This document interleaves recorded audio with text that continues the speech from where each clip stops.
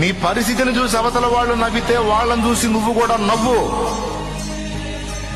నీ హీన స్థితిని బట్టి నువ్వు పొందిన అవమానాలను బట్టి వాడు నవ్వితే నీ నవ్వులన్నీ సిగ్గుతో తల దించుకునే రోజు ఒకరోజు వచ్చిద్దిరా అని వాడి వైపు చూసి నువ్వు గంభీరంగా నవ్వు. అప్పుడు వాడికి ఏం అర్థం కాక వెర్రి ముఖం వేసుకొని చూస్తాడు నీకు.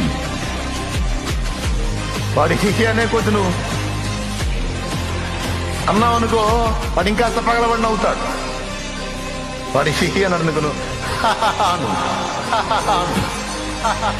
అనుకుంటాడు మెంటలెక్కిందని.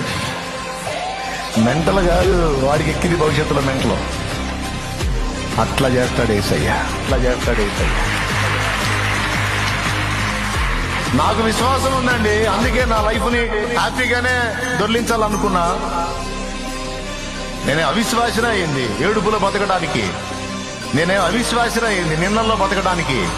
నాకు ఈ రోజు ఉంది, రేపుంది. నాకు నా యేసయ్య ఉన్నాడు. నేనెందుకు బతుకుతా ఏడుపులో? సరే అంటే అనని అవమానాలు అంటున్నారా, దూషిస్తున్నారా, అప్పుల సమస్యలు ఉన్నాయా, ఆర్థిక ఇబ్బందులు ఉన్నాయా? ఉన్నాయి. వాటన్నిటిని మార్చే బలమైన దేవుడు నాకున్నాడు.